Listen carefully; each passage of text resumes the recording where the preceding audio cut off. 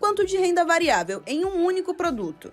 Na prática, o COI pode ser aplicado em diferentes ativos, como ações, moedas, commodities, entre outros. A rentabilidade do COI pode ser atrelada a diferentes indicadores, como a inflação, a taxa de juros ou o desempenho de determinado ativo financeiro. Além disso, o COI pode ter diferentes estruturas de remuneração, que podem incluir uma taxa pré-fixada ou pós-fixada. O investidor deve escolher o COI de acordo com seu perfil de investimentos.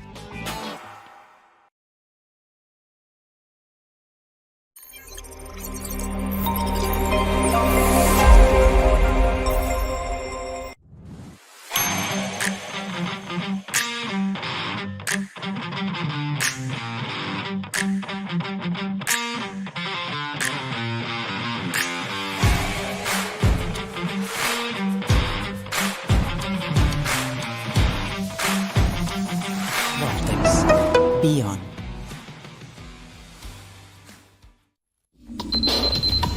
O que acontece no mercado financeiro no Brasil e no mundo está na BMC News. São 24 horas de programação para ajudar o investidor na melhor tomada de decisão. Independência e jornalismo sério. Não estamos plugados em nenhuma instituição financeira. Isso nos dá liberdade de levar a informação sem nenhum viés e sem conflitos de interesse. Ser a ponte entre as notícias, empresas, especialistas e os investidores. Tudo de uma forma dinâmica e com uma pitada de bom humor. Informação que gera valor, você sempre vai encontrar na BMC News.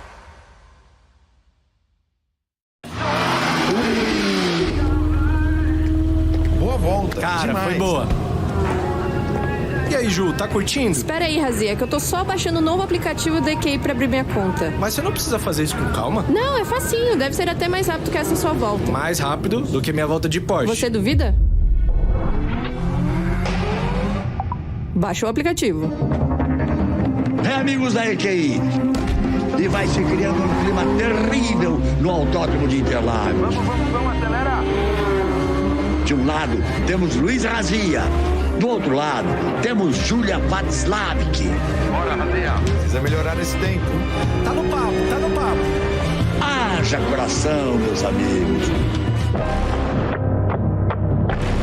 Como ela tá indo, Nelsinho? Ela já fez o reconhecimento facial. Razia acelera pelo mergulho e vai se aproximando da subida dos boxes. Olha a Júlia finalizando. Vai ganhar, vai perder. Perdeu! Ganhou! Mas, na verdade, quem ganha mesmo é você, que consegue abrir sua conta na EQI Investimentos tão rápido quanto o tempo que você levou para assistir esse filme aqui. BMC News. Informação que gera valor.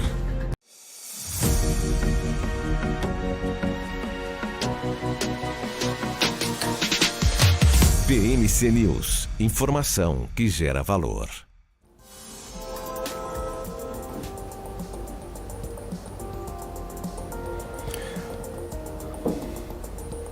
Olá, seja muito bem-vindo, muito bem-vinda ao BMC Market dessa sexta-feira. Hoje é dia 29 de setembro de 2023.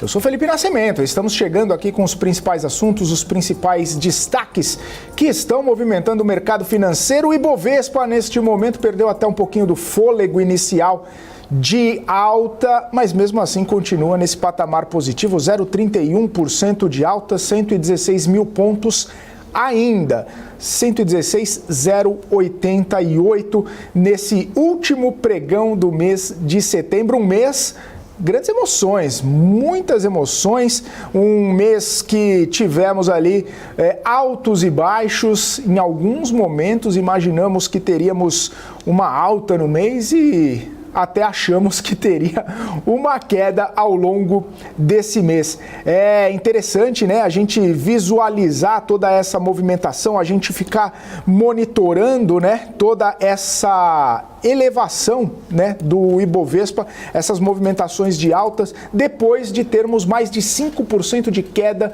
no mês de agosto. E agora a gente tem 0,32 de alta em setembro. O que tem, né, de movimentação nesse mês? O que a gente pode esperar agora para outubro? Porque além de fim de mês, é fim de trimestre também. Daqui a pouquinho a gente já vai começar a falar sobre os resultados das empresas. A partir do meio agora de outubro, só balanço sendo divulgado. E aí é quando o analista chora e não dorme. Mas a gente segue por aqui, claro, trazendo os destaques de hoje, porque hoje foi um dia muito importante. E tem sido um dia muito importante no mercado financeiro, principalmente com a divulgação dos dados do PCI, a inflação ao consumidor lá nos Estados Unidos, vindo até um tanto quanto comportada, acalmando um pouco os prêmios dos juros americanos, trazendo um certo alívio e uma sensação de alívio para o mercado financeiro, principalmente lá nos Estados Unidos. E quando a gente vê, né, os dirigentes do Fed falando sobre um patamar mais alto, por mais tempo, isso acaba contaminando muitos gestores e inclusive fazendo projeções até mesmo um pouco mais elevadas. A gente até comentou, né, um pouco mais cedo sobre o CEO da BlackRock falando que acredita que pode acontecer do juro americano chegar lá no patamar de 6%. E com isso, obviamente, a gente teria uma movimentação um pouco mais complicada para o mercado acionário. E falando em mercado acionário, né, depois do almoço, depois dos primeiros minutos e das primeiras horas do pregão, a gente vê essa perda de ímpeto aqui e vê também uma virada de sinal lá nos Estados Unidos. Os mercados até a hora do almoço, mais ou menos, estavam todos no patamar positivo. Dow Jones subindo, S&P, a Nasdaq, inclusive, chegou a subir mais de 1% no pregão de hoje, virou sinal, caindo 0,45 o Dow Jones, caindo 0,27 o S&P, e subindo 0,13, muito pequena essa elevação da Nasdaq nesse cenário atual, nesse contexto, né, do fim, no começo do dia, no começo da tarde, para falar bem a verdade. É interessante porque agora há pouco, né, um dirigente do Fed acabou falando, né, que estamos no pico dos juros, ou pelo menos muito perto deles, né? Então, existe toda essa expectativa, essa movimentação do mercado financeiro com os juros lá fora e isso, claro, nos impacta por aqui. A gente viu, né, ao longo desse pregão, Vale, Petrobras, setor financeiro também operando em patamares de alta. E nesse momento apenas a Vale e as ações ordinárias da Petrobras sobem.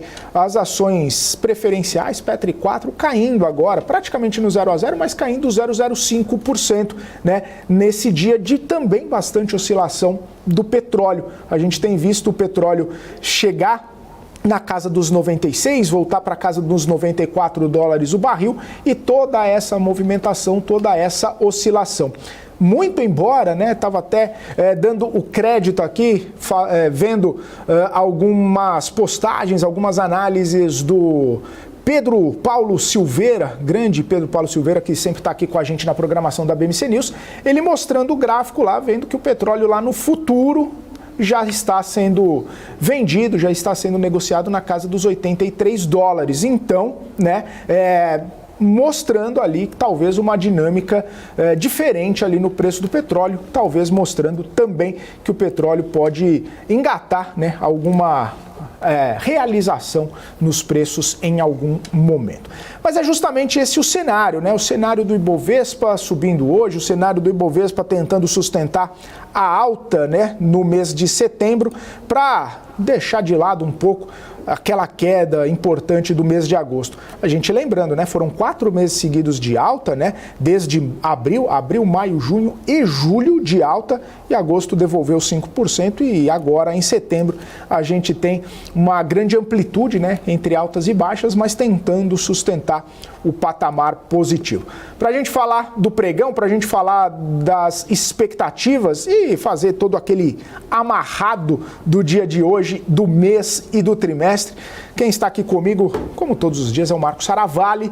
Muito boa tarde, Marcos Saravalli, prazer falar contigo novamente, muito bom tê-lo novamente na bancada, depois de merecidas férias, brincadeira, depois de um merecido descanso, que não foi tão descanso assim, porque o nome é trabalho, o sobrenome é hora extra, mas bem-vindo de volta, Saravalli, sempre bom tê-lo aqui. Uma rápida passagem nos bastidores aqui da BMC News. Muito boa tarde, Felipe, boa tarde a todos. Estamos terminando, né, como o Felipe falou, terminando o mês, terminando o trimestre. Daqui a pouquinho vamos começar a falar sobre resultados das companhias, né? Já os investidores institucionais já começando aí nos bastidores precificar e antecipar, né? Então, inclusive, algumas ações hoje subindo, até por conta desse movimento de fechamento de mês, né? Talvez indicadores também externos um pouco mais otimistas, mas alguns destaques positivos aqui na expectativa de resultados bons, né? Eu estava conversando aqui antes, falando sobre Semin, por exemplo, né? A expectativa é que a mineração venha com bons resultados, né? O mundo institucional já preferindo mineração no curto prazo, olhando para a temporada de balanços em relação à siderurgia, né? Dentro do famoso setor de metals and mining. Mas enfim, temos diversos temas para falar durante essa tarde, né? E ontem eu tive um dia de pausa, descanso, né? Estava participando aí num evento institucional, num banco, né? Obrigado pelo convite para palestrar lá sobre outros temas aí relevantes do mercado financeiro. Hoje estamos de volta aqui oficialmente, lembrando que hoje é sexta-feira, né? Tem a nossa famosa sessão de gráficos, né? Então esperem, aguardem, né? Não desliguem a sua TV. Daqui a pouquinho a gente vai falar sobre importantes fundamentos através dos gráficos para a gente mapear, né? Desenhar um pouco das principais preocupações, alguns temas importantes que eu vou destacar daqui a pouquinho, né? Então hoje termina o mês, termina o trimestre, e ainda temos também os nossos grandes convidados daqui a pouquinho. Ô Saravalli, nesse último pregão, né, a gente falei aqui no começo sobre essa amplitude, né, que a gente, ora no mês, viu a Bolsa chegar quase a 120 mil pontos, ora quase chegar ali nos 112 mil pontos, uma amplitude bastante grande, né, se a gente pode dizer assim, né, não como em alguns meses que eu já estou monitorando aqui, mas a gente teve uma amplitude grande aí de altas e baixas. O cenário não está muito determinado, né, e isso tem sido o tema das nossas últimas conversas. A falta de uma possível previsibilidade, a falta de um entendimento do que pode acontecer daqui para frente tem trazido grandes volatilidades, né? Grandes amplitudes aí nas movimentações da Bolsa. E pensando, né, no mês que passou, olhando para frente, esse cenário não se resolveu, não se dissipou a névoa à frente ainda, não dá para ver mais do que um palmo à frente do nariz. Talvez a gente veja mais amplitudes aí ao longo de outubro também, né? Eu jurava que tinha se resolvido de ontem para hoje, né? Não, a única coisa que poderia resolver foi o PCI hoje, mas pelo também menos não você poderia ajudou. falar assim, vamos aproveitar que o Saravalli não está aqui hoje, né? Vamos resolver esse problema de inflação, de juros, né? Custo de capital. Mas não, né? Não, a gente entra realmente no mês de outubro, a partir da semana que vem, né? Oficialmente nos pregões ao redor do mundo, com as mesmas preocupações. Não quer dizer que teve algum alívio, pelo contrário, né? Até o discurso do RCN, Roberto Campos Neto, nesses últimos 2 dias, particularmente, ele está falando assim, ó, a régua está subindo, né? Está piorando, as condições para eu acelerar estão cada vez mais distantes. Né? A gente, né? O Banco Central acelerar a queda de juros, está cada vez mais distante. O lado bom do copo meio cheio, com o PCI de hoje, como a gente tinha visto lá, os últimos CPI também, é que talvez aquele cenário de piora esteja muito mais distante, ou esteja ficando distante, né? Ou seja, o cenário de talvez termos que mais um novo aumento de juros está cada vez mais distante, né, nos Estados Unidos. Só de não ter piora do indicador do PCI, o CPI vir dentro do esperado, em algumas leituras marginalmente melhor do esperado, é uma belíssima notícia. Mas depois a gente vai chegar em outubro, a gente vai começar a cobrar e essa velocidade de queda, né? Que não vem, essa desinflação que não vem, ainda continua tudo muito lento. Não sei se é tão animador assim, então eu concordo. Historicamente, eu já falei aqui algumas vezes, até mostrei em gráfico, mês de outubro, historicamente, é um mês mais volátil. A gente termina a temporada de volatilidade e começa a calmar no final do ano, até por conta de, enfim, fechamento de ano, vários fatores, mas novembro e dezembro tendem a ser meses menos voláteis historicamente. E tem todo o efeito janeiro que a gente vai falar aqui em novembro, dezembro, tem todo o efeito positivo de janeiro. Mas não esperaria um mês tão volátil, mas também não esperaria nenhuma grande novidade para acreditar uma tendência tão forte de valorização agora no curto prazo. O que pode acontecer, na minha opinião, que eu venho dizendo, e 100% ou 99%, as pessoas que me fazem algum contraponto, enfim, nas redes sociais, me alertam falando assim, Marco, talvez não seja o momento agora que nós estejamos vivendo num exagero. Talvez o exagero fosse há 2 meses atrás, que a gente estava exagero de otimismo, né? Então, as pessoas que estão não concordando comigo, estão falando, Marco, não é. Esse é o cenário. Talvez o cenário base seja esse que a gente esteja vivendo, não o que a gente está vivendo nos exageros lá até o mês de julho especificamente. Então, essa é a relação. E eu sou sempre do lado do copo meio cheio. Eu acho que tem exageros, até a gente está olhando para a curva DI aqui. O mercado, qual que é a leitura hoje? Que a gente isso DI precifica hoje que a gente não vai ter queda de juros como os economistas vêm falando, como o Boletim Focus vem falando, chegar próximo de 9%. Um dígito esquece, né? Então, isso é a curva, né? Até um parênteses, né? A barra está ficando tão alta que a gente já saiu de salto em altura para salto com vara, né? Já saiu dos 2 metros, já está nos 5, 6 metros. E a barra está subindo, né? Daqui a pouco... E essas são palavras não minhas, nem do Felipe, são palavras do presidente do Banco Central. E o Galípolo falou também. Também, então já está virando... E a mesma expressão, hein, Saravalli? Só para deixar aqui a provocação, você que gosta de provocar, Saravalli, o alinhamento das palavras, né, de Galípolo com Campos Neto também está impecável. Deve ter uma belíssima assessoria de imprensa, né? Fala, se todo mundo for dar uma entrevista, vamos usar essas palavras aqui nessa ordem, né? A barra está alta. A barra está alta. Mas é justamente esse recado.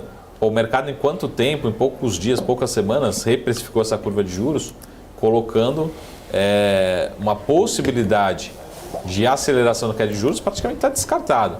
Agora, pelo contrário, a possibilidade de reduzir a velocidade de queda de juros está aumentando, podendo levar a nossa Selic a um patamar que não é mais um dígito no final do ano que vem. Isso é o que acaba afetando o fundo imobiliário, a bolsa, todos os títulos, né, toda a rentabilidade, dificultando a tomada de decisão de um gestor de multimercados, né?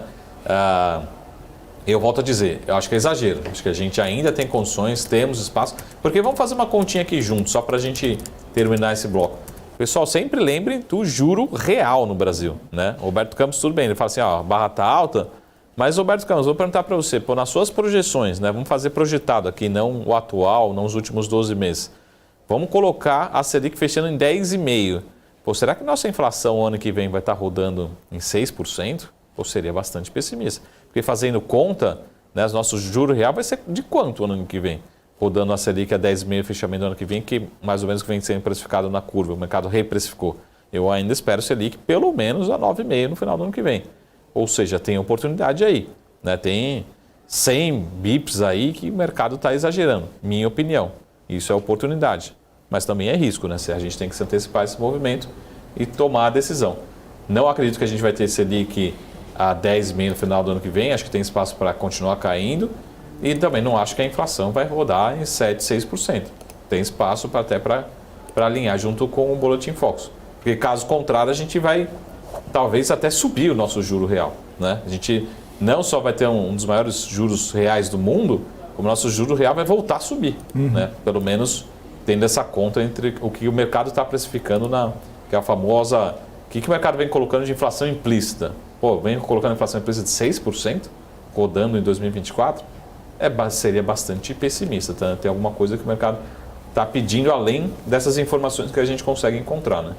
Saravalli, e até pensando um pouco mais nesse movimento de hoje, né, porque a gente sempre fala, o cenário internacional ainda está bastante complicado, também acaba atrapalhando a missão aqui do Banco Central Brasileiro de promover cortes mais contundentes de juros, trazer o juro mais para baixo, até por conta daquele diferencial.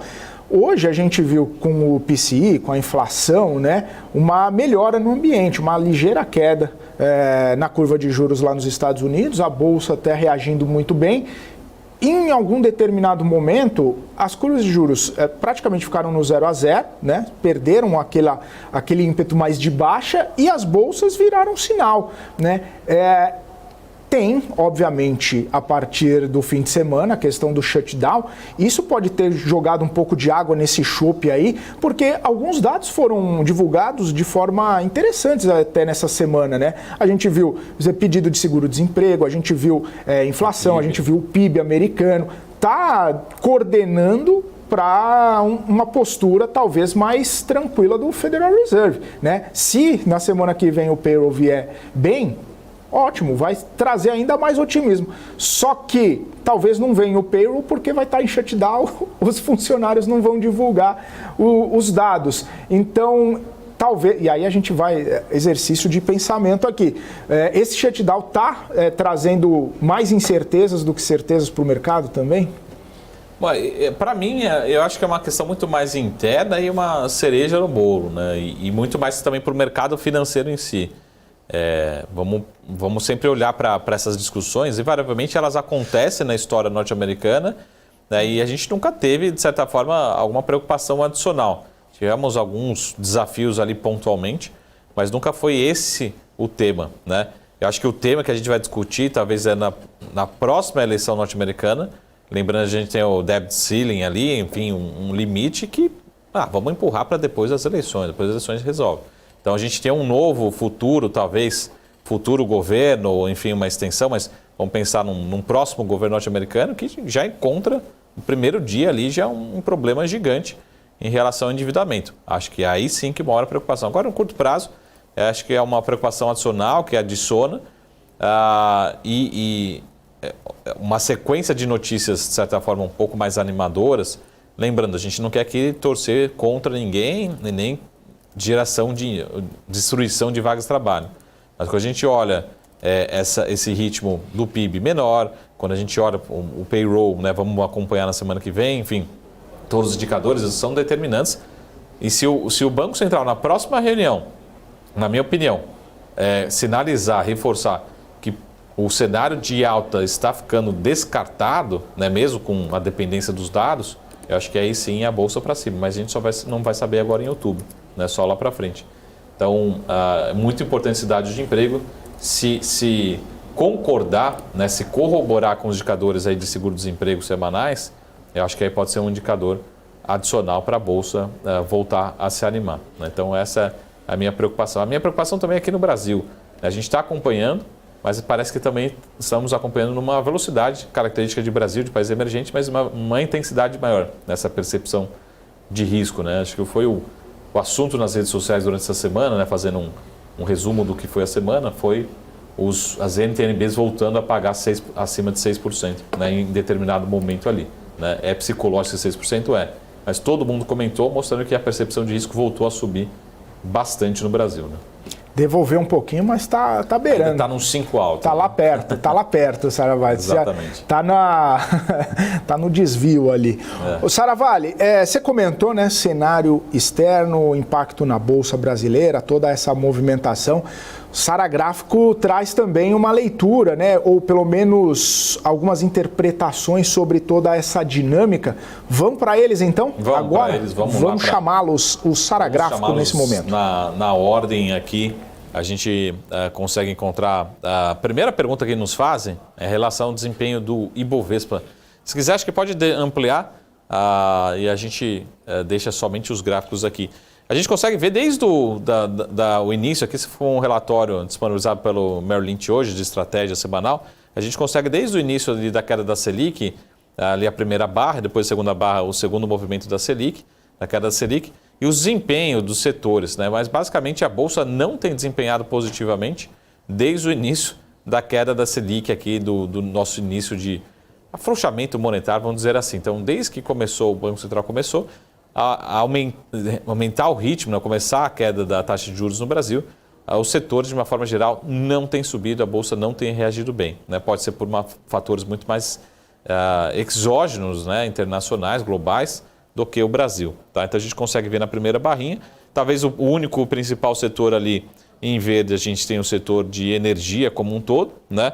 Mas os setores ali de consumo discricionário, o setor ali de materiais, enfim, até o setor financeiro, que são setores super previsíveis, entre aspas, né? Ou seja, os setores mais maduros sofrendo bastante, basicamente energia sustentando aí de uma forma geral. Mas até energia caindo recentemente, mas praticamente o único setor listado em bolsa. E quando fala de energia aqui, a gente fala também do setor de petróleo aqui listado em bolsa, tá?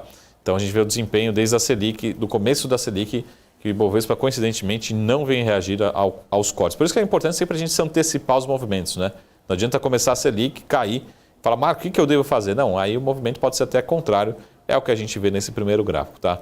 Passando para o segundo gráfico, a gente continua também na nossa sessão para falar um pouquinho do comportamento da nossa curva de juros, né? Lembrando que tem dois eixos, um à esquerda e outro à direita, mas a gente consegue ver a evolução dos nossos títulos aí de 10 anos, né? Da precificação de títulos de 10 anos, e existe, né, no curto prazo realmente uma correlação. Essa percepção de risco subiu muito nos Estados Unidos, nos títulos de 10 anos, algo que a gente fala todo santo dia por aqui, e a nossa vinha comportando super positivamente ali entre os meses de fevereiro até julho.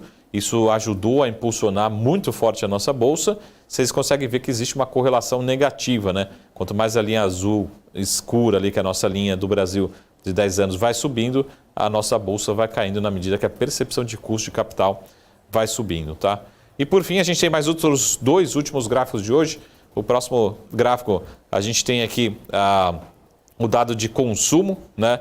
Nos Estados Unidos, como saíram os dados de PIB, a gente consegue ver, pessoal, que lembrando que a economia norte-americana, ela depende muito do consumo do norte-americano, né? Isso pode ser uma notícia ruim para o PIB, mas pode ser uma notícia boa para a taxa de juros, né? Esse foi o pior indicador, o pior mês, a pior leitura de consumo das famílias, né? Consumo pessoal norte-americano desde o início da pandemia, desde ali da barrinha vermelha, ou seja, desde as leituras da pandemia, que a gente não via uma leitura de consumo tão forte. Até, inclusive, o governo, né, do Biden atualmente está sendo muito criticado, já que as famílias estão consumindo cada vez menos, trazendo dúvidas agora em relação a esse crescimento do PIB, né? Se é que o PIB realmente vai crescer, né, ou não. Então, a gente está no pior mês, no pior período desde o início da pandemia, que a gente não via um período tão ruim em relação ao consumo norte-americano. E é por isso também que as taxas de juros, né, deveriam ceder e ter essa leitura mais otimista nos Estados Unidos, tá? E por fim, no próximo e último gráfico de hoje, a gente tem um pouquinho do que é o consumo na China, né, de commodities, tá? Se quiser deixar comigo agora na tela. Até uma pergunta que eu recebo bastante aqui nas redes sociais. Marco, não, mas petróleo quem está determinando é a OPEP, né? A OPEP que regula a oferta. Não, a gente consegue ver ali nesse último gráfico, tá? Depois até eu já antecipo para vocês, a gente vai deixar nas nossas redes sociais e nas redes sociais aqui da BMC News sempre, mas a gente consegue ver que todas as principais commodities, né, elas estão em expansão de demanda, expansão forte de demanda nesse ano de 2023. Inclusive o petróleo cresce cerca de 8% a demanda chinesa nesse ano de 2023, tá?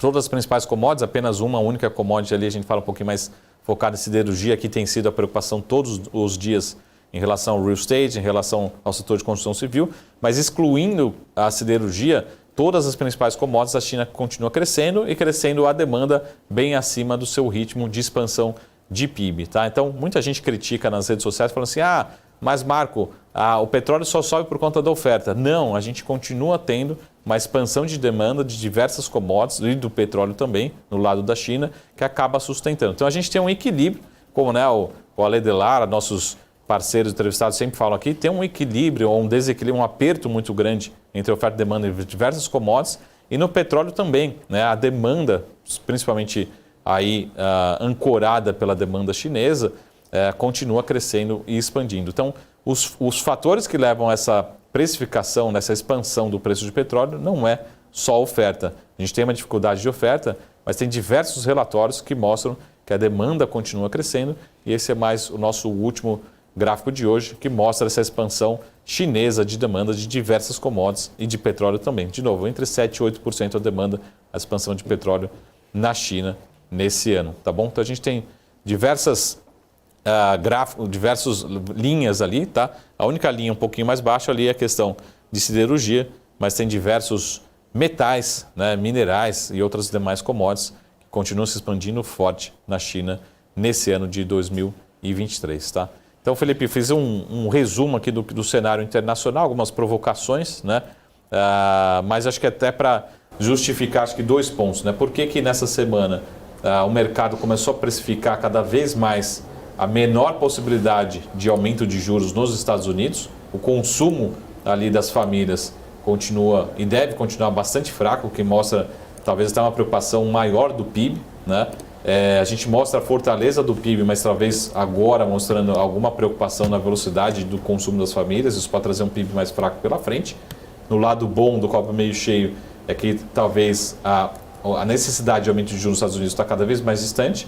E segundo, a questão da China, né? E a China vem expandindo sim o consumo de diversas commodities também de petróleo. E o nosso Ibovespa, né, uma próxima relação de tudo isso, não é uma culpa do Banco Central nem de ninguém, mas coincidentemente desde o início da queda da Selic, somente ali o setor de energia subiu desde então, todos os demais setores vêm caindo desde o início do corte, né, da Selic pelo Banco Central aqui. Coincidências ou não, quem chegou antes, né, a gente sempre fala, bebe água limpa, né? Quem chegou depois está pegando essa queda do Ibovespa nesses últimos 2 meses. E tem a questão também, né, Saravalli, que nessas quedas aí, né, e com o fluxo baixo e com o cenário incerto, muita gente também esperando, né? Ninguém quer pegar a faca caindo, ninguém quer tomar decisão. Você fala, todo dia você fala isso, Saravalli, fica até repetitivo, mas todo dia você fala, não tomar decisão também é uma decisão. Então, decidir não perder dinheiro, não vou tomar nenhuma decisão. Não ganho, mas também não perco. Mas é complicado por causa dessa saída, né? Saída de investidor estrangeiro, resgates que a gente ainda vê em vários fundos, essa falta de movimentação aqui, de volume no Ibovespa, todo o cenário perfeito para algumas movimentações menores aí. Ô Saravalli, daqui a pouco a gente continua o nosso papo, daqui a pouco a gente continua toda essa conversa que a gente tem aqui, e só para deixar muito bem orientado aqui e sinalizado agora, 9 bilhões e 100 milhões de reais movimentados no Ibovespa, para a gente ter uma ideia como que está fraco o volume, principalmente nessa sexta-feira, último dia do mês, último dia do trimestre, muito fraco. A essas horas no market que a gente fala que está fraco, já estava cerca de 11, 12 bilhões, agora 9 bilhões. Isso sem contar que daqui a pouco, eu não sou bidu nem nada, mas daqui a pouco pode ser que a Bolsa vire, porque está sim num movimento de perda de fôlego. Está subindo só 0,09 nesse momento. E se virar hoje, meus amigos, vira o mês todo. Mas é isso, a gente vai continuar acompanhando ao longo do pregão, ao longo do BMC Market, ao longo da nossa programação aqui na BMC News, a gente vai trazendo tudo que está movimentando o mercado financeiro para vocês. Daqui a pouquinho, BMC Market volta, continue com a gente, o intervalo é rapidinho. BMC News, informação que gera valor. O que impacta a economia e o mercado global. Aqui no BMC News você acompanha em tempo real a abertura do mercado e todas as movimentações do mundo dos investimentos. Notícias acompanhadas de opiniões de grandes especialistas para ajudar você na melhor tomada de decisão na hora de investir. Eu, Paula Moraes, estarei com você de segunda a sexta às 9h30 da manhã no BMC News. BMC News, informação que gera valor.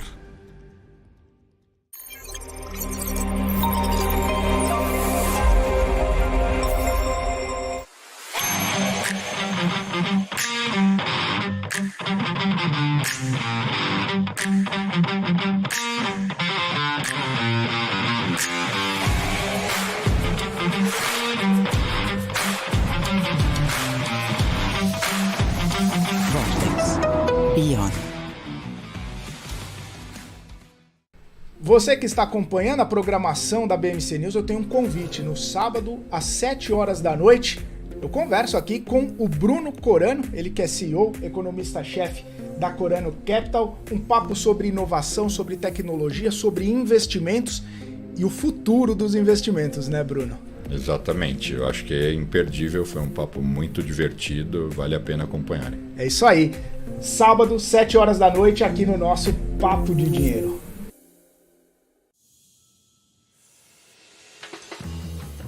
Eu sempre busquei a excelência. Para mim, dar o máximo é o mínimo. Poder contar com quem me entende. Tá aí uma coisa essencial para o meu sucesso. Aqui a gente encara seus desafios como se fossem nossos.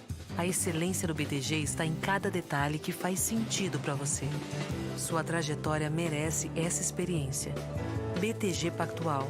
Dê um BTG na sua vida. PMC News. Informação que gera valor.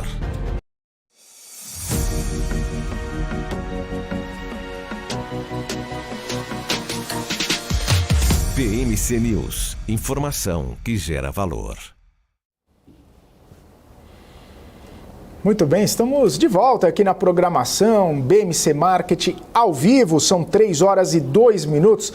Já quero chamar aqui para a nossa conversa, para o nosso BMC Market, o Guilherme Ditz, ele que é assessor econômico da FEComércio SP, justamente para comentar um pouco a respeito de um estudo recente da entidade, falando sobre o otimismo do empresariado aqui na capital paulista, empresários mais confiantes.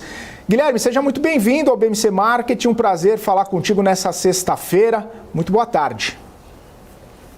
Boa tarde a você, a todos os telespectadores aí da BMC News. Sempre um prazer falar, ainda mais agora com o aumento gradativo do otimismo, né, dos empresários do comércio.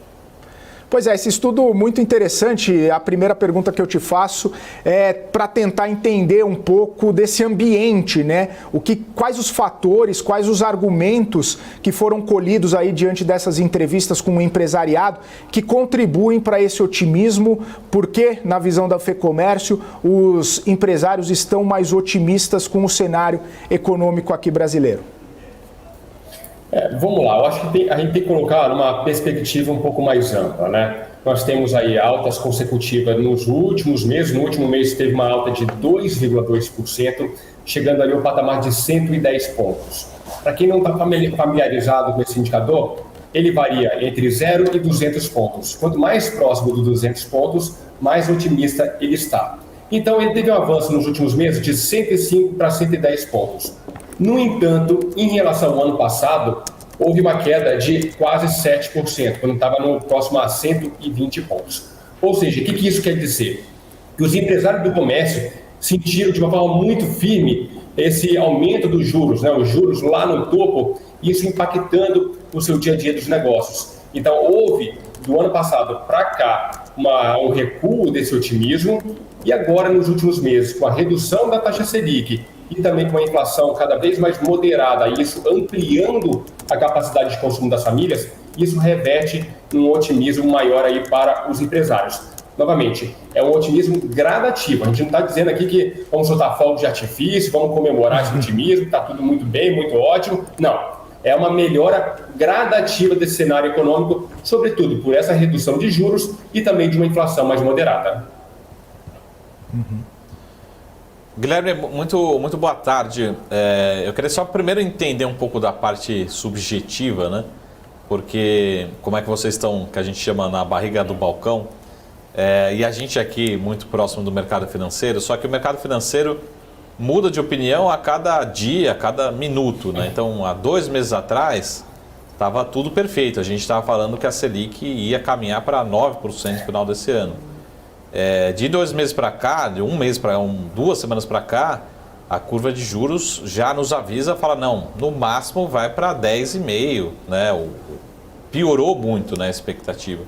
Como é que vocês, né, no dia a dia sentem essa volatilidade, né? Ou quando vocês estão na barriga do balcão, você mede esses indicadores, vocês são mais conservadores, vão incorporando as notícias, né? De certa forma são um pouquinho menos voláteis na opinião, né, no otimismo como um todo, né? Primeiro, prazer falar contigo. De fato, há uma certa diferença entre o presente e o futuro. Então, quando a gente analisa o indicador das condições atuais, ou seja, a avaliação do empresário sobre a atual economia, sobre o seu desempenho no comércio hoje, ele está pessimista. Ele está no patamar de 87 pontos, enquanto no indicador de expectativa, ele está em 142 pontos. Então, há uma diferença muito grande. Ele tem um olhar muito otimista para o futuro e no presente ele está com um olhar pessimista, no entanto, tem melhorado aí nos últimos meses. O que a gente faz de avaliação que é muito interessante, né? Na hora que as notícias começam a sair, por exemplo, da PMC, Pesquisa Mensal do Comércio, do IBGE, tanto a nossa aqui da FEComércio, recorde de faturamento para o mês de julho na série histórica, isso traz um certo otimismo exagerado. Mas a gente tem que analisar o que está por trás disso. O faturamento não quer dizer lucro, não quer dizer um resultado financeiro positivo. Os custos estão pressionando ainda as margens dos empresários. O que esse aumento do faturamento, a melhora da renda, a melhora do emprego, não tem revertido nesse resultado financeiro mais satisfatório. Ou seja, as condições ainda estão bastante difíceis. O que isso nos mostra? Mostra que esse dinheiro, esse recurso, seja do consumidor, seja da empresa, ele está sendo drenado, de certa forma, para o sistema financeiro, para pagamento de juros. Então, isso se torna essencial, essa redução da taxa Selic, para que esse recurso fique de ponta a ponta, do consumidor para o empresário, e que esse aumento nas vendas do faturamento se reverta também em aumento de lucro. Então, nós temos uma situação menos vantajosa no cenário atual e um cenário mais otimista lá para frente. E é interessante também porque nós temos outro dado de confiança do consumidor, ele tem subido desde o ano passado, de maneira linear. Então, e isso não está muito correlacionado com a confiança do empresário, que ela caiu desde o ano passado, agora volta a subir gradativamente, porque o dia a dia do empresário ele é muito diferente. O consumidor melhorou seu emprego, melhorou sua renda, por mais que a taxa de juros ainda esteja elevada, ele tenha acesso fácil ao crédito, então as condições estão mais favoráveis. Agora, o empresário, por mais que ele tenha um aumento nas vendas, os custos aí seja de fornecedores, seja de empregados, tem pressionado essas margens, o que dificulta uma melhora desse otimismo aí no curto prazo. O Guilherme, eu queria entender um pouquinho, né, dessa leitura que você tem com os empresários sobre alguns pontos que estão sendo discutidos lá em Brasília, né, principalmente a questão do desenrola, a questão da reforma tributária, se isso também já pode estar sendo colocado na conta de uma melhora do ambiente, talvez justamente acabar sustentando também algum tipo de otimismo maior lá para frente. Claro que as discussões ainda, né, estão sendo colocadas, mas o desenrola, por exemplo, acaba colocando mais crédito e pode virar mais negócios para os empresários. A questão da reforma tributária, se houver, né, uma melhora no ambiente, uma melhora da carga tributária, isso também pode tirar um pouco da pressão dos ombros do empresariado. Isso está sendo discutido, isso está sendo levado em consideração. Qual que é a percepção que você tem sobre esses projetos e sobre o impacto disso nesse índice, nesse estudo que vocês têm feito? Nosso estudo, nosso indicador aqui de confiança, ele não capta exatamente essa relação aí, essas discussões, seja reforma tributária, seja o arcabouço fiscal e etc., né? Mas, evidentemente, isso tem reflexo na economia. O que o empresário ele olha no dia a dia é se o ambiente do consumidor está melhor ou não, né? Se esse desenrola vai ter efeito sobre o seu consumo ou não. A gente tem que levar em consideração o seguinte: o comércio é muito amplo. Você tem desde o comércio varejista de eletrodomésticos eletrônicos e você tem supermercados e farmácias. Cada um vai depender do seu estilo de venda. Por exemplo, esse aumento da massa de rendimentos, que é a renda média vezes a população ocupada, ou seja, esse dinheiro disponível para a família, ele afeta diretamente. Se há um ganho da massa de rendimento, há uma injeção direta para supermercados e farmácias. No entanto, esse benefício não é tão imediato para o setor de eletrodomésticos, que depende muito do crédito. Por isso, desenrola para esses segmentos, ele tende a ter um efeito mais expressivo no médio e longo prazo. Lembrando que, quando a gente analisa os dados de inadimplência, nos últimos meses não tem caído. Na cidade de São Paulo ficou praticamente estável. O que isso nos indica? Indica que as famílias estão esperando aí um outro momento, estão jogando a dívida para depois e não necessariamente aproveitando o desenrola. Então isso é um sinal de alerta aí para os empresários, porque O programa, ele é muito, ele tem um objetivo muito nobre, ele é muito positivo, mas não necessariamente ele vai ter um efeito que a gente espera. Ele talvez não seja tão eficaz quanto nós esperamos. Então, isso pode ter um efeito nas vendas aí no curto e médio prazo. Agora, voltando um pouco para Brasília, né? Os empresários de comércio, que aí a maioria é micro, pequeno, médio empresário, eles não estão olhando de uma forma mais completa nesses assuntos, né?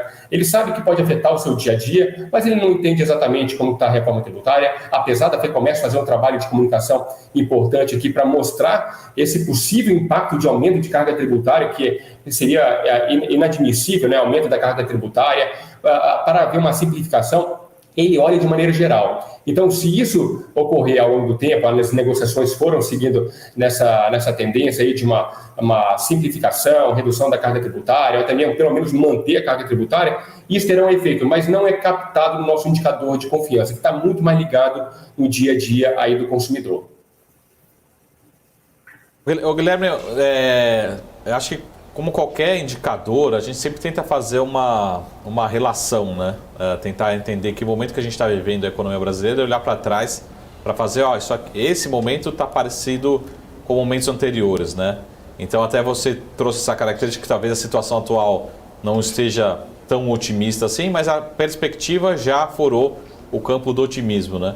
Você consegue lembrar em que momento da história brasileira recente que nós estávamos com essa característica, né, de a situação atual ainda bastante apertada, mas a expectativa melhorando bastante?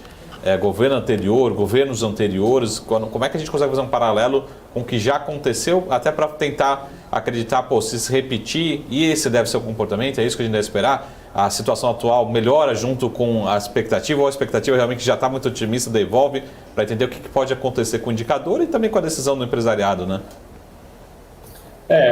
Muito boa pergunta, né? E o Brasil sabe que é uma montanha-russa. Vocês vivem nos investimentos, cada situação é uma loucura para a gente pensar, para a gente interpretar, e acaba sendo até interessante para a gente, analista, aí no dia a dia, né? Mas eu trago um paralelo recente, né? Lá de 2018, quando a gente saiu do processo de impeachment, havia, sim, uma condição muito ruim da economia, o PIB caindo 7%, as vendas também despencando, juros nas alturas. Isso impactou demais a confiança do empresário do comércio. No entanto, quando houve a transição, a expectativa foi melhorando aí significativamente, e essa expectativa foi incorporando ao longo do tempo na avaliação atual. Então, talvez seja esse cenário que a gente encontre nesse momento, de uma avaliação, olha, 2024 tende a ser positivo. Por quê? Nós estamos tendo praticamente não pleno emprego, porque as pessoas não estão totalmente aí empregadas, mas a oferta de emprego está aí de uma forma muito expressiva. Tem emprego, tem renda para a população, tem crédito, a taxa de juros vai cair, então a tendência que o empresário olha é positiva, é favorável. Agora, a gente precisa exatamente ter uma inflação controlada por mais longo prazo, né? A gente já viu aí a deflação nos últimos meses no grupo de alimentos, e isso é muito expressivo quando a gente fala de comércio, porque isso impacta diretamente a 1/3 do orçamento das famílias, que são gastos aí com alimentos e bebidas. Então, tem um efeito muito grande. Só que a gente olha nessa montanha-russa, o preço do petróleo chegando a bater ali a $100 o barril, né? O aumento do óleo diesel no mês passado impactando a cadeia logística. Então, a gente olha para o futuro de uma certa forma otimista, mas aí vem esses pequenos pontos no curto prazo e acabam, olha, será que vai ou não vai? Fica naquele sempre agora vai, né? Como vocês bem comentaram aí há 2 meses, parecia que agora vai, agora o Brasil vai decolar. E de repente a gente vive nesse marasmo aí de não decolar. E de certa forma eu acho difícil, né, pelo histórico do Brasil que a gente já viveu, de haver uma decolagem do país. Vai ser, de certa forma, um passo gradual. E a gente vai vivendo ao longo do dia os trancos e barrancos, porque esse é o histórico do Brasil, não foi muito diferente disso. Então a gente vê muito próximo do que a gente viveu em 2018, e essa expectativa melhorando na ponta, gradativamente vai sendo incorporada na análise presente, e aí a gente vai ver uma recuperação mais forte aí da confiança no curto prazo. Ô Guilherme, só uma pergunta, até a gente viu alguns dados de emprego aqui, e lógico que a gente tem toda a sazonalidade agora do final do ano, né, principalmente do comércio. Como é que a gente consegue traduzir, eu olho para esse indicador no lado da situação atual como um copo meio cheio ou com um copo meio vazio, olhando para as datas sazonais do comércio no final do ano? Porque se olhar para o lado do copo meio cheio, eu vou entender que essa confiança vai continuar melhorando, a confiança, eu digo, atual, né? Se olhar do copo meio vazio, talvez eu esteja lendo que talvez a gente não tenha um final de ano tão bom assim, né? Já que o empresário está mais reticente ali olhando para a situação atual, né? Enfim, olhando para esse indicador, o que esperar das datas aí, principalmente Black Friday, que virou uma data importante para o Brasil, e Natal, que são duas datas talvez mais importantes para o comércio no país, né? Olha, eu olho de uma maneira muito otimista aí para o Natal este ano. Há uma combinação de fatores que tem trazido esse maior otimismo. Eu acho que, como você bem comentou, os dados de emprego mostram que a gente está no menor patamar de taxa de emprego desde 2015. O que isso reflete, né? Empregos formais, também como dados do CAGED, implica numa maior injeção de 13º salário, e aí é fundamental essa variável para as vendas de Natal. Então, a gente vai ter uma injeção muito grande de 13º salário. Ao mesmo tempo, os custos dos empresários estão relativamente mais baixos do que há um ano. Então, você consegue ampliar um pouco mais essa margem, um pouco maior o ganho para o empresário. Então, a gente espera para esse final de ano um cenário bastante favorável para os empresários do comércio. E aí, né, a Black Friday, ela tem ganhado espaço ao longo dos últimos anos, mas ela fica mais restrita a alguns segmentos da economia, diferentemente do Natal, que aí embarca todas as atividades do comércio varejista. Então, eu olharia de uma forma bastante otimista. Com essa recuperação da confiança, deve haver aí contratações para o final do ano, porque os empresários, a gente viu no Dia dos Pais um cenário positivo, tende a ter um resultado positivo também no Dia das Crianças, agora com aumento, segundo a nossa expectativa aqui, de 13% em relação ao ano passado no setor de vestuário. Então, as coisas estão andando, né? E essa melhora da renda já veio. O que precisa agora é uma melhora aí nos custos, ou seja, uma redução de custos para o empresário, para que ele consiga ter um ganho na ponta, mas o cenário, eu diria que a gente pode olhar copo meio cheio, sim. Guilherme, acho que é justamente isso, em relação a custos e principalmente a custo de capital. Como é que você está vendo na ponta do empresário, né, se não só... Para a gente aqui no mercado financeiro, a gente sabe que piorou o custo de capital, né, Felipe? 2 semanas atrás era um preço, agora já piorou. Então, no sentido assim, como é que está o custo de capital para o empresário e também a disponibilidade, né? Como é que os bancos, né, o sistema financeiro está disponível, disponibilizando o crédito? Porque no sentido aqui, a gente olha que muito grandes empresas de capital aberto, a gente vê os dois copos meios vazios aqui, né, se podemos dizer assim, meio vazio o copo, no sentido de que a gente teve uma Via Varejo, antiga Via Varejo, o Casas Bahia, como exemplo, tá? Que a gente comenta aqui todo dia, com dificuldade no seu capital de giro, precisando de recursos e não encontrando aquilo que ela precisava. Assim, o mercado falou, você precisa de 1 bi, tudo bem, eu te empresto 600, né? Então, estou fazendo aqui números não necessariamente reais, mas uma dificuldade que as grandes empresas estão passando. Como é que está o empresariado aí, o médio, pequeno empresário, né, que está na ponta nessa parte de crédito, né, necessidade de crédito e disponibilidade de crédito no sistema financeiro? A gente não tem dados específicos do comércio e aí fica um pouco difícil fazer essa análise específica. No entanto, quando a gente pega dados do Banco Central, seja de saldo, seja de concessões, a gente vê uma expansão para PJ, para pessoa jurídica. E aí, em termos reais em relação ao passado, ou seja, o crédito ainda está farto. E na hora que você ainda olha as modalidades de crédito, você vê uma expansão, inclusive no cheque especial, na antecipação do cartão de crédito, na desconto do duplicata, ou seja, está bem abrangente a oferta de crédito e a captação por parte desses empresários. Então, eu vejo que os empresários estão precisando nessa retomada da economia, nessa ampliação aí, a gente espera um PIB 3% esse ano, então as empresas não vão esperar um momento mais propício para obter crédito, ela precisa de algum recurso para lidar ali com o seu dia a dia, com o seu operacional. Então ela vai tomar um crédito mais caro, mas vai tomar. Então a gente vê pelos dados do Banco Central que as coisas estão andando. O problema é isso, né? Você capta um dinheiro, por exemplo, uma antecipação de fatura de cartão em torno de 12%, 14%, desconto duplicata lá para 25% ao ano. Isso vai ser inserido no custo, né? E isso impacta, evidentemente, o resultado financeiro das empresas. Então, está tendo crédito, está farto, está ainda chegando às empresas, mas isso tem um efeito aí ruim, porque esse custo financeiro está sendo drenado aí para o sistema financeiro, de fato, e não para o bolso do empresário aí, com ganhos para poder investir mais nos seus negócios. A gente espera que com a redução da Selic haja esse espaço maior, para que haja esse embolso aí para o empresário, para que ele consiga, né, ampliar o maquinário, a capacitação ali de funcionários, aumentar os seus fornecedores, aumentar o seu estoque, enfim. É isso que a gente precisa, senão vai ficar sempre com o juro elevado ali na ponta, e a gente vê, por mais que a Selic caiu, né, nas últimas 2 reuniões, dados do Banco Central mostram uma redução muito pequena nessa modalidade de crédito aí para o empresário. Então, é ao longo prazo, né, não tem nenhuma resposta, não tem nenhum resultado aí no curto prazo que a gente consiga ver uma mudança significativa. Vai ser uma questão de longo prazo, mas eu imagino que o cenário de 2024 seja mais favorável por conta dessa redução de juros.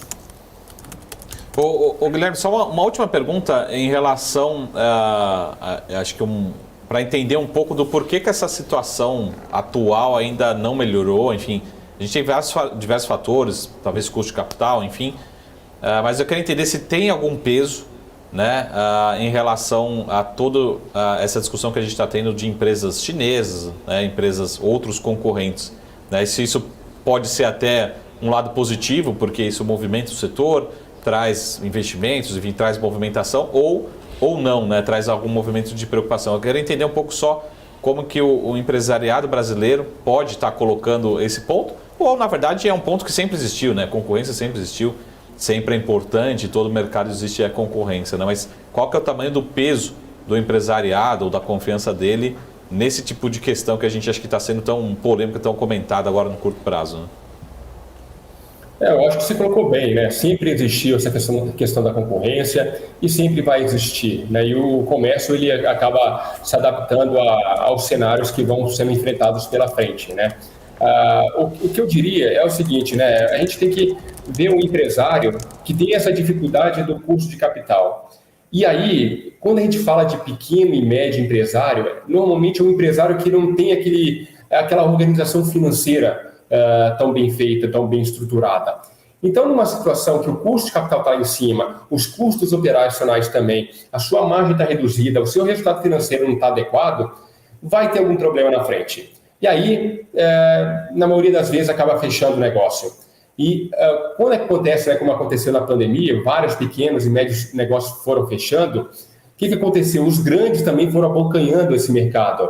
E aí é difícil haver uma concorrência, não somente com quem está fora, mas com o grande, que tem o poder de barganha, seja através do crédito, seja através diretamente dessa negociação com a indústria. Então, tornou um mercado bastante difícil para quem é pequeno e médio empresário. E aí tem a questão da logística também, que melhorou de uma forma significativa no Brasil. Então, aquele consumidor lá no Sergipe, ele não precisa mais ir no shopping center ali para comprar sua televisão, seu fogão, etc. Ele recebe no dia seguinte, às vezes, o seu produto em casa, por conta dessa eficiência logística que nós tivemos no país. E acaba entrando nesses marketplaces, né? Então, é uma questão de concorrência que acontece em qualquer economia, as empresas precisam se adaptar, mas, de fato, né, há uma dificuldade muito grande por conta do custo financeiro e também o custo aí operacional, o que dificulta, né? E aí, educação financeira, seja para consumidor, seja para empresário, há um fechamento aí grande de empresas por conta desse desequilíbrio no orçamento, etc., e que as grandes vão cada vez mais abocanhando o mercado, e aí, com o poder de barganha, fica bem difícil. Então, é uma disputa difícil, comércio varejista, mas, pelo menos no cenário geral que a gente vê, há uma recuperação sólida aí, e a gente espera dias melhores para 2024, sem tantas turbulências assim. Tá certo. Guilherme, quero agradecer sua participação. Obrigado mais uma vez por estar aqui conosco. Obrigado a você, a FEComércio São Paulo. Obrigado mais uma vez. Uma ótima sexta-feira, bom fim de semana. Até uma próxima. Obrigado, até uma próxima. É um prazer. Tchau, tchau. É isso aí. Falamos com o Guilherme Ditz, que ele é assessor econômico da FEComércio SP. Papo muito bacana, né? Sobre confiança e otimismo do empresariado paulista, sobre os próximos meses, aí, os próximos passos, né? O que a gente vai ver ainda ao longo dos próximos meses. Muito bom o bate-papo, Saravali. E agora eu queria só mudar um pouco de assunto, porque Hoje está estreando, né? Um novo ETF na Bolsa Brasileira, o Nu Ibov Smart Dividendos, NSDV. São dois, na verdade, o Nu Renda Ibov Smart Dividendos e o Nu Ibov Smart Dividendos. Só para trazer o arcabouço de informação, é um ETF que vai pagar dividendos, né? O primeiro ETF que paga dividendos, uma parceria do Nubank com a B3. É um novo produto que está estreando na Bolsa e que já tem atraído aí os seus investidores. Até então, a gente só tinha ETF que acompanhavam os índices e não rendiam dividendos para os acionistas, para os cotistas do ETF. E aí, Saravalli, o que você acha dessa movimentação aí? A gente sabe que brasileiro gosta, né? De um pingadinho na conta mês a mês. A grande novidade é justamente essa. É o primeiro ETF que vai disponibilizar da cota o dividendo para o cotista. Então, recebeu o dividendo, vai para a conta do cotista, né? Então, essa é a grande diferença. Por que é tão procurado os fundos imobiliários? Por vários motivos, né? Mas um dos motivos é esse: recebeu o dividendo, vai para o cotista. Então, tinha uma briga, eu já briguei, enfim, discuti em relação a... Discutindo, digo em questão realmente de trazer para o debate essa questão já há muitos anos, né? Eu trabalhava com fundos que distribuíam lá atrás, mas a gente no Brasil, nós nunca tivemos um ETF. Ou seja, o que é um ETF? Você vai lá na bolsa e compra. E agora, queria aproveitar o espaço também para parabenizar o Nubank por ser vanguardista em vários pontos. E concorde ou não, né, com esse ETF, acho que é mais importante a gente trazer mais opções de produtos, né? Você, Marco, eu preciso utilizar... Não, se você não concorda, se você tem outras opções, utiliza outros. Mas tem muito brasileiro que gosta de receber esse dividendo e, diferentemente de outros países, o Brasil não tinha, né, não tinha regulação, não tinha produtos. E agora, a partir de hoje, inclusive o primeiro dia de negociação, os dois fundos, tá? Tanto o ETF, que acompanham a carteira de dividendos, eles fizeram uma seleção, uma metodologia junto com a B3, então foi selecionado não exatamente o mesmo índice da B3, ele faz essa seleção de acordo com ele, com vários rankings, né? Os maiores dividend yields, a maior sequência de dividendos, né? Enfim, uma série de características selecionam, eles chegaram nessa composição desse índice, tá? Então é o índice do Nubank junto com a B3 chegaram nessa metodologia. E eles têm dois índices. Primeiro, um que vai reinvestir, né? O NDIV vai reinvestir, vai receber o dividendo, reinveste, como é o próprio cálculo do Ibovespa, enfim, como os fundos tradicionais. E tem um outro ETF, que é o NS, né? Então é só lembrar o S, né? Desculpa, o S ele reinveste, e depois o DIV ele devolve para o cotista, tá? Então o S você lembra que é sem dividendo, então é como se você não receber, você na verdade está recebendo, mas está sendo reinvestido. Então você lembra disso, NDIV e o NSDIV, aí os fundos ETFs do Nubank, tá? Então, listados em bolsa, você pode acessar, escreve no seu home broker, você vai encontrar todos eles. Hoje é o primeiro dia de negociação, o volume já está bem razoável, negociando aí entre 1 milhão e 3, 4 milhões entre os dois fundos, né? Cada um com as suas características. Então é muito importante. Outras duas informações importantes, pessoal.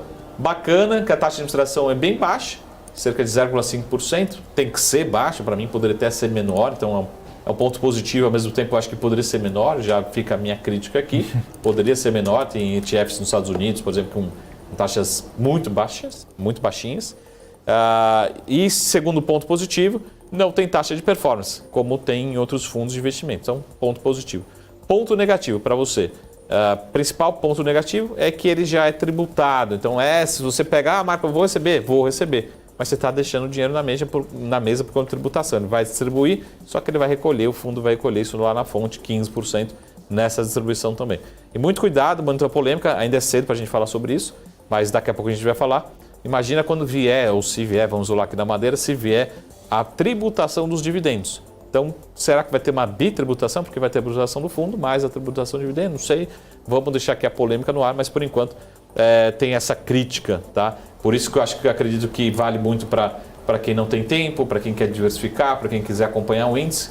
Ponto positivo, mais um produto bacana e agora distribuindo dividendos diretamente para o cotista, tá? Mas eu acredito também que acompanhando o BMC News, né, casas de análise, bancos, corretores, você também pode montar a sua carteira de dividendos, né? Assim, muita gente me critica, né? Se você não quiser ter esse pagamento dessa taxa de administração, enfim, né? Você pode montar a sua carteira, que eu também sou um grande defensor. Mas eu queria aproveitar o espaço aqui para parabenizar por conta dessa vanguarda. Precisamos de mais produtos, mais competição, mais opções de investimentos, e essa é uma delas que a população, os investidores pediram tanto, receber dividendos de um ETF, né? De um fundo listado em bolsa. Exatamente, Saravalli. Quanto mais opções, melhor, né? Quanto mais você pode diversificar de um jeito. Exato. E vai que vai. Consegue diversificar. A demanda está muito boa. Eu estava até olhando nessa demanda. O S, que não paga os dividendos, reinveste, como você muito bem falou, já está negociando 1,5 milhão, mais ou menos, e o NDIV já está mais de 3 milhões, quase 4, que é o que distribui. Mas é isso. A gente vai para um rápido intervalo, então. Daqui a pouquinho o BMC Market está de volta. Daqui a pouquinho mais notícias do mercado financeiro, mais análises, mais convidados. Muito cheio ainda o programa, hein? Continue com a gente volta já já. BMC News. Informação que gera valor. Entender o modelo de negócios, os resultados e as estratégias das principais companhias do Brasil é essencial para tomar as melhores decisões na hora de investir. E é isso que nós trazemos no BMC Business. Entrevistamos os CEOs e diretores das principais companhias de capital aberto do país. Eu sou o Gabriel Monteiro e encontro você no BMC Business todas as terças e quintas, às 22 horas, aqui na BMC News. BMC News. Informação que gera valor.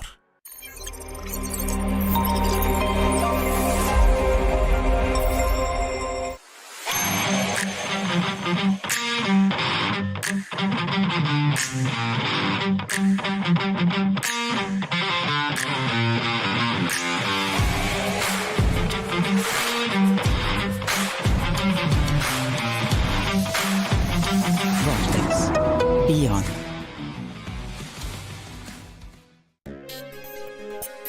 Você que sempre teve vontade de entender o mundo dos investimentos, mas nunca soube como, eu tenho um recadinho para você. Em parceria com a B3, a BMC News traz o BMC Quest. Serão ao todo 14 módulos que vão ajudar você a se tornar confiante para tomar as decisões na sua vida financeira, conquistar um futuro promissor e ter uma melhor relação com o seu dinheiro. Tudo isso em um só lugar com um time de especialistas de ponta. As ações listadas nas bolsas, os fundos de investimentos, fundos imobiliários. Embarque nessa jornada com a gente e você também. Saiba mais em bmcnews.com.br/class ou escaneie o QR Code que está aparecendo na sua tela.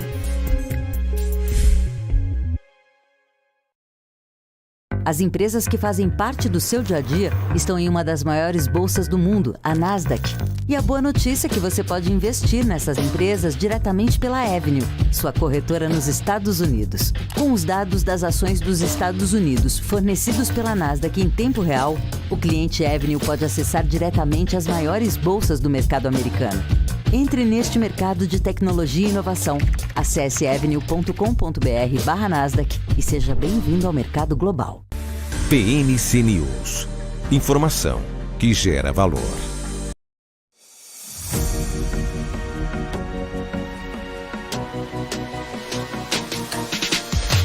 BMC News. Informação que gera valor.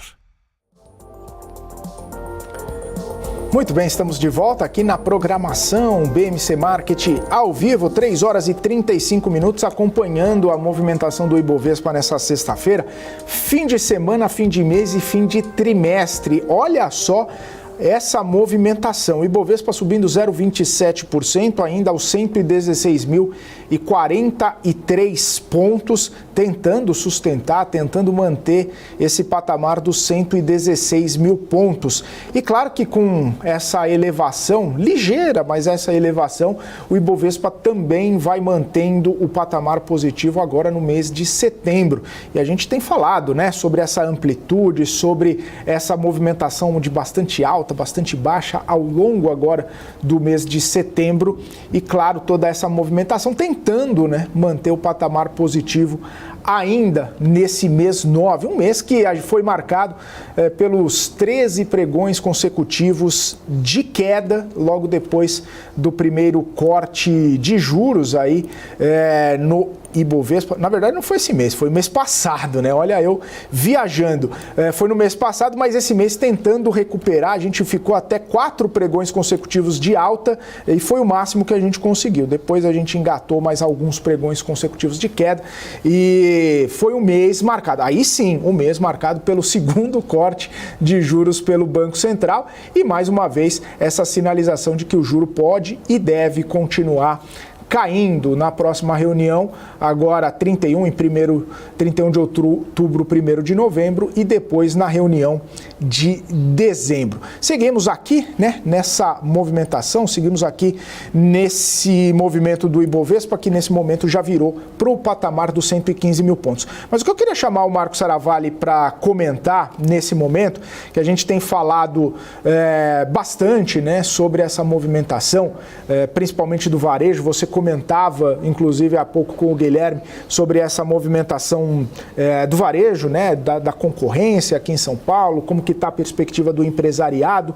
A gente vê uma movimentação muito ampla também, Saravalli, não foi só no Ibovespa que a gente viu grandes altas e grandes quedas, mas também no varejo, né? Parece que ele está sendo guiado justamente pelas notícias, não necessariamente por algum fundamento. A gente sempre fala, né, poxa, será que essas grandes movimentações são porque perdeu fundamento? Será que o investidor está saindo de verdade, ou está entrando de verdade em alguma empresa e está tendo essa movimentação?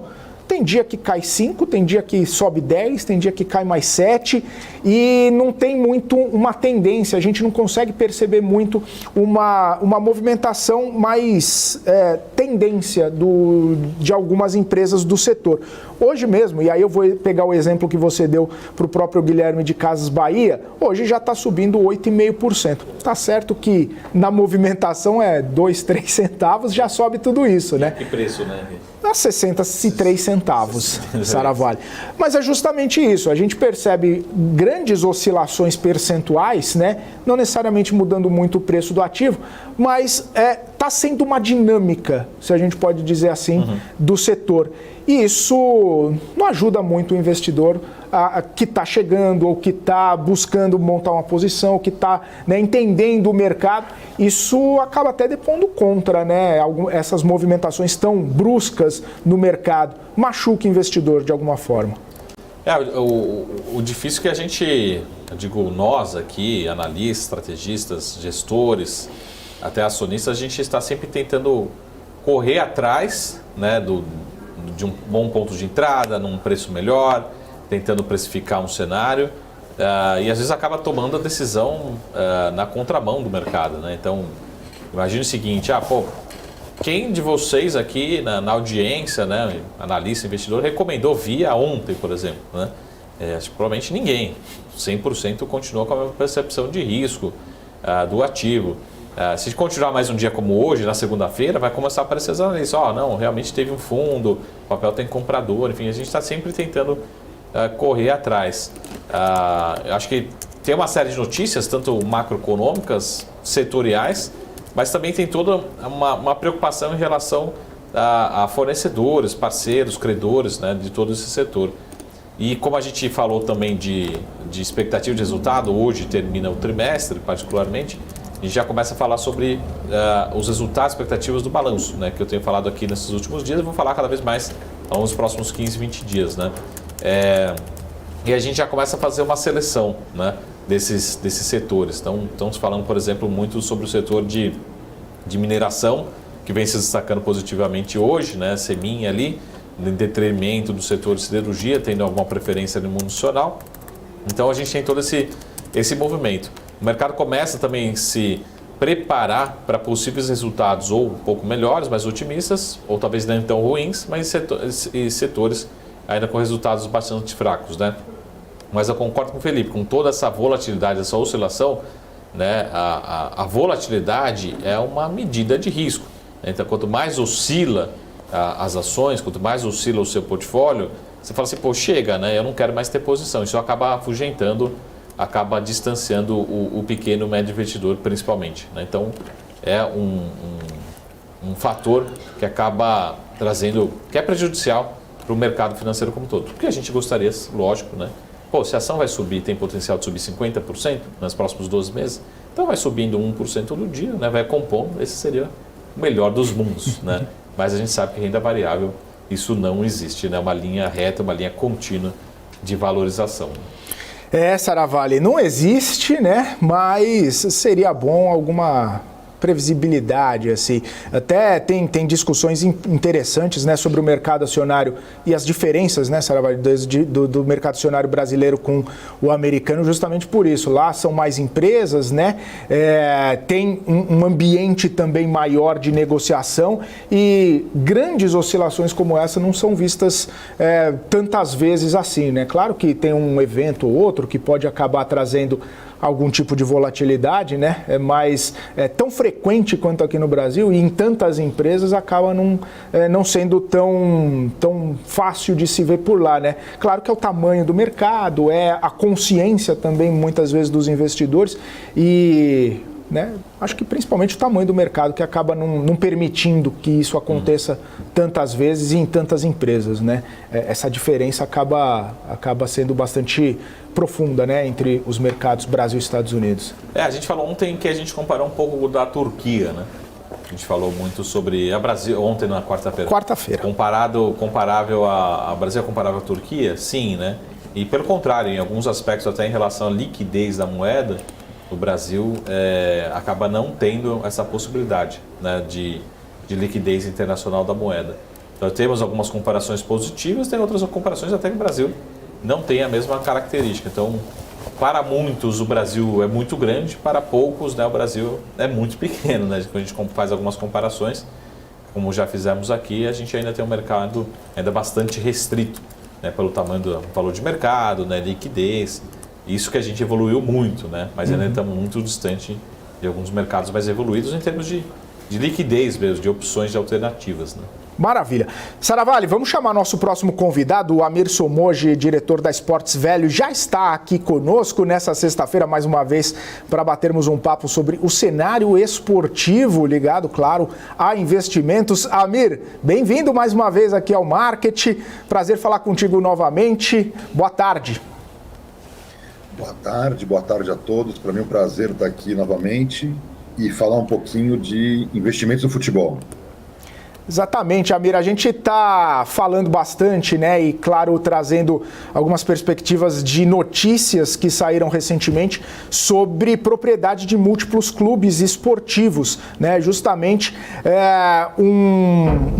uma organização, né, que tem sido tendência de uma SAF ou algum fundo de investimento proprietário de múltiplos clubes. Queria entender um pouquinho, né, da sua visão sobre esse tipo de investimento, sobre as motivações, sobre as estratégias financeiras por trás desse tipo de investimento. Como que você está vendo, né, a disseminação desses múltiplas propriedades de clubes esportivos? Vamos lá, essa é uma tendência muito forte, até o termo em inglês é Multi-Club Ownership, MCO, onde um grupo empresarial, uma holding, detém vários ativos esportivos. Então o mais famoso hoje é o Citigroup, que detém o Manchester City e acaba de comprar o Bahia, tem clubes pelo mundo. Tem a Red Bull, quer dizer, não é um caso só de um clube de futebol, mas uma empresa que tem time de futebol, equipe de Fórmula 1, e entre outros pelo mundo. Pra vocês terem uma ideia, né, o tamanho que isso se transformou, são mais de 78 grupos empresariais que detêm clubes de diferentes modalidades em diferentes países. Uma notícia que chamou muita atenção foi a compra do Everton pela 777 Partners, que é o mesmo fundo que é dono do Vasco da Gama, ou que detém 70% do Vasco da Gama.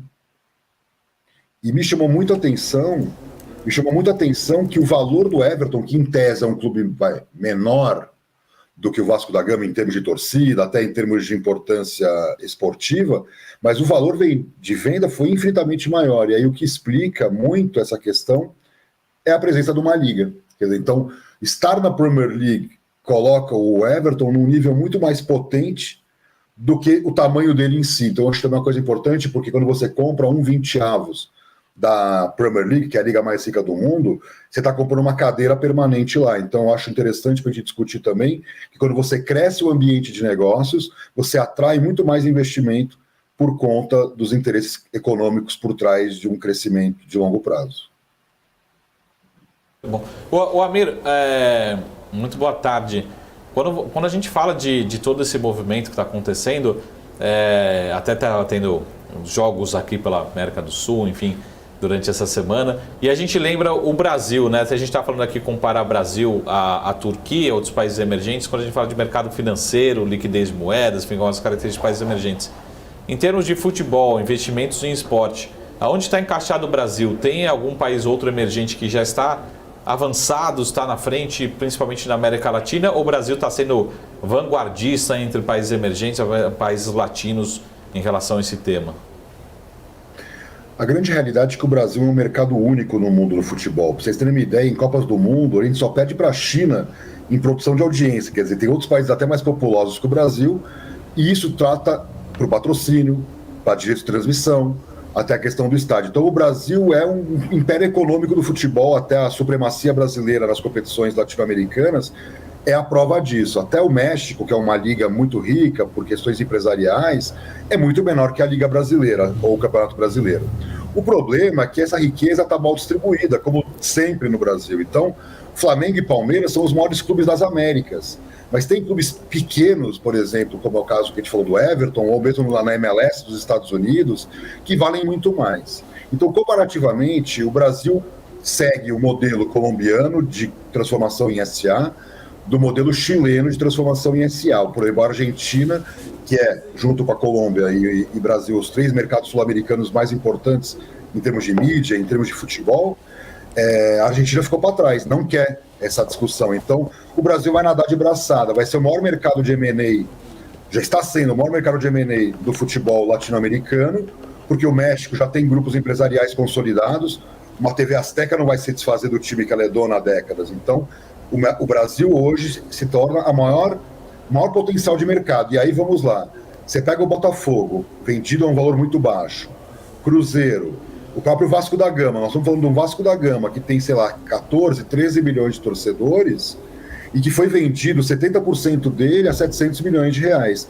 O valuation do Vasco da Gama de aproximadamente 1 bilhão de reais, enquanto que o valuation do Everton quase 4 bilhões de reais. Então eu acho que toda essa discussão prova de que quem está comprando agora está comprando barato, ainda há muitas oportunidades, mas o Corinthians não quer ser vendido, o Flamengo não quer ser vendido, então não vão surgir tantos Curitibas, Fortalezas, que estão dispostos a serem vendidos. Então eu acho que ainda vai ter muito dinheiro que vai fluir para dentro do mercado brasileiro, até por falta de opção em outros mercados de comprar ativos baratos. Só para o pessoal ter uma ideia, os americanos estão investindo pesado na Europa porque consideram que os times europeus estão baratos em relação ao custo do ativo no mercado americano de esportes, que é muito mais desenvolvido.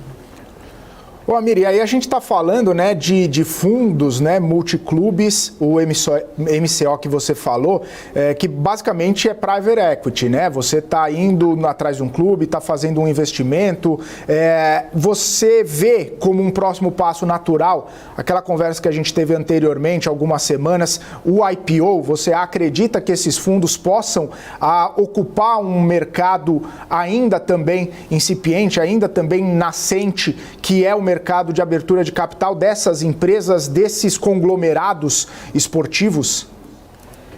Eu vejo que, assim, por exemplo, o Citigroup não foi fazer um IPO, mas comprou o Manchester City por 250 milhões de dólares e está avaliado acima de 5 bilhões de dólares. Entrou capital externo ao capital árabe que iniciou o processo. Então, às vezes não precisa ser um IPO, mas pode ser a entrada de um sócio parceiro importante. Aconteceu agora com o Liverpool, entrou uma empresa ali, pagou 200 milhões de libras para ser sócio do Liverpool, para aumentar a participação do Liverpool. Então, obviamente que o IPO é um sonho, porque você pode captar um recurso, mas a grande questão do IPO, que eu estudei o mercado europeu, especialmente os portugueses, é entregar um retorno efetivo para o investidor, porque o objetivo do investidor, que não é torcedor, vamos dizer assim, é ter retorno financeiro. E o cara que está lá gerindo o clube quer ser campeão e quer contratar jogador, então às vezes tem essa dicotomia entre o interesse do investidor e o interesse desportivo. Agora, quando você encontra esse equilíbrio, se transforma talvez no melhor dos mundos, porque um clube pode performar na Bolsa de Valores, construir o estádio, contratar jogador com dinheiro novo, sem mexer no seu orçamento, sem mexer no seu caixa, apenas atraindo investimento para um negócio que, na minha opinião, tem potencial, que é o futebol bem administrado, claro. Eu falo até por interesse de próprio investidor, né? De repente com o IPO fica mais fácil, fica mais líquido, né? Para entrar, para sair, para ter acesso. E você falou, né? Do interesse de ganhar dinheiro. Pode ter algum tipo de conflito de interesse, um fundo desses que tenha mais equipes, assim, né? Que possam disputar entre si e uma ganha mais dinheiro, outra ganha menos dinheiro, enfim. O mercado visualiza talvez um conflito de interesse nessa administração, ou o business é o business e claro que a gente às vezes como torcedor vai falar, olha lá, pôs mais dinheiro no A e não no B, né? E aí os caras estão sendo privilegiados. Isso tá sendo levado em consideração? Tem algum risco em algum momento como esse, ou Amir? Olha, a verdade é que isso acontece e até tem sinergias, né? Vamos dizer assim, hoje nas equipes Red Bull, o time alemão do Leipzig é o maior de todos, é maior que o brasileiro, é maior que o de Nova York, porque também joga a Bundesliga, que é a maior liga da qual ela faz parte. Mas não era assim até pouco tempo, de repente o de Nova York teria mais potencial. Então, dependendo da configuração, as coisas podem virar como que você acaba virando um fornecedor de jogador grátis para jogar no time mais rico do grupo. Isso pode acontecer. Do outro lado, tem uma história muito legal para contar, que é o caso do Fenway Sports Group, que é dono do Liverpool e do Boston Red Sox, que por coincidência tem um dos acionistas minoritários, o LeBron James. Esse time é muito famoso, o Boston Red Sox, até por aquela história do Moneyball, que o beisebol usa muito estatística, decidiu contratar o treinador do Liverpool através dos dados. E é o Klopp, né, que foi escolhido. E o cara que fez a análise era um cara das estatísticas de beisebol. Quer dizer, ele usou as estatísticas para o futebol com a mentalidade do beisebol e encontrou o Klopp, e o Klopp adorou essa história quando soube que a contratação dele foi baseada em dados. Então, é uma coisa legal para mostrar que tem muita sinergia em marketing, muita sinergia em transferência de atletas, mas naturalmente sempre haverá uma parte muito mais rica, que é o que joga no futebol europeu em geral, em relação à América Latina, porque hoje o Manchester City, para vocês terem uma ideia, é o maior clube da Europa em termos de faturamento. Então, eles conseguiram colocar, né, esse clube no centro, vamos dizer assim, do grupo. Mas eu tenho certeza que se o Bahia, por exemplo, se torna uma potência aqui no Brasil, e ele pode passar naturalmente o time de Nova York, ou ele pode passar até um Red Bull Leipzig. Então, o Brasil tem essa capacidade. O grande problema é que a indústria esportiva, diferente de outras indústrias, depende de uma complementariedade de um time com o outro. Então, é o que eu falei nas outras entrevistas, é a Febraban, é a Fiesp do futebol. Não tem sentido não haver essa união, porque a união desses clubes é que vai dar esse tamanho de mercado para atração, por exemplo, de empresas de private equity, porque, por exemplo, a empresa que comprou o Curitiba pagou muitíssimo caro, né, por um Curitiba que pode estar sendo rebaixado para a segunda divisão. Então, tem essas nuances de mercados menos desenvolvidos como é o brasileiro ainda. Maravilha. Amir, agradeço muito sua participação, obrigado mais uma vez por estar aqui. Claro que já contamos novamente com as suas participações ao longo das próximas semanas. Um abraço, bom fim de semana, viu, Amir? Obrigado, bom fim de semana a todos. Tchau, tchau. Amir Somoji, diretor da Sports Value, aqui conosco. Muito bom poder contar com o Amir, trazendo informações, novidades do segmento esportivo. Muito bom. Saravalli, a gente já está na reta final aqui, né? Inclusive, demos uma derrapada na reta, mas estamos firme e forte. Vamos lá, Saravalli. Fim de semana, mês, trimestre. Daqui a pouco a gente vai falar fim de semana, mês, trimestre e ano. Mas ainda não é dessa vez. Considerações finais, por gentileza. Considerações finais, como você falou, né? Se a gente está vislumbrando uma reta nesse mês de outubro, à frente, é hora de acelerar nos seus investimentos, né? Se você está vislumbrando uma curva, né, mantenha a cautela. Talvez estejamos chegando no final de uma curva, difícil, né, ver o final dessa curva, mas talvez estejamos próximos aí de uma grande reta, parafraseando, né, fazendo esse paralelo com o circuito aí de Fórmula 1 ou outras corridas de velocidade.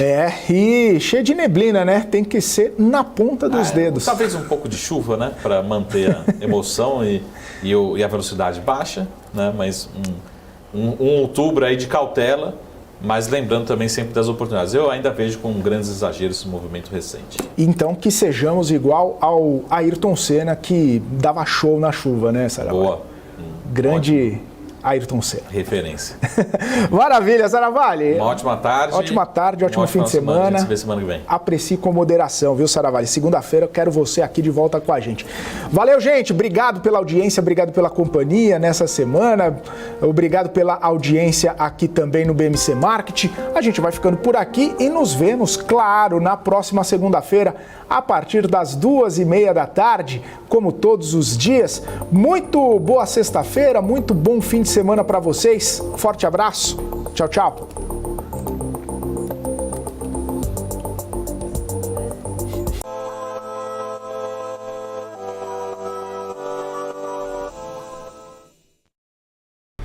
BNC News. Informação que gera valor. O que acontece no mercado financeiro no Brasil e no mundo está na BMC News. São 24 horas de programação para ajudar o investidor na melhor tomada de decisão. Independência e jornalismo sério. Não estamos plugados em nenhuma instituição financeira. Isso nos dá liberdade de levar a informação sem nenhum viés, sem conflitos de interesse. Ser a ponte entre as notícias, empresas, especialistas e os investidores. Tudo de uma forma dinâmica e com uma pitada de bom humor. Informação que gera valor, você sempre vai encontrar na BMC News.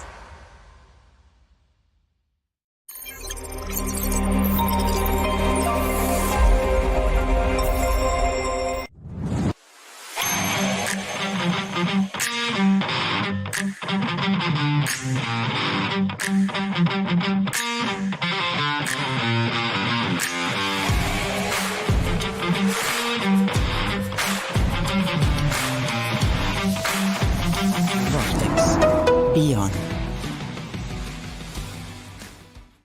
Você que está acompanhando a programação da BMC News, eu tenho um convite. No sábado, às 7 horas da noite, eu converso aqui com o Bruno Corano, ele que é CEO, economista-chefe da Corano Capital, um papo sobre inovação, sobre tecnologia, sobre investimentos e o futuro dos investimentos, né, Bruno?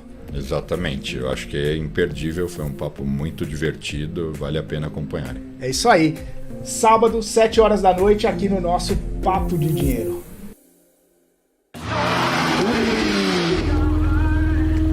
Boa volta, cara, demais. Foi boa.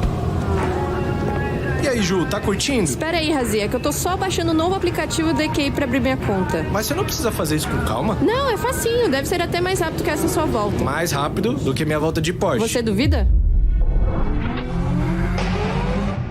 Baixa o aplicativo. Amigos da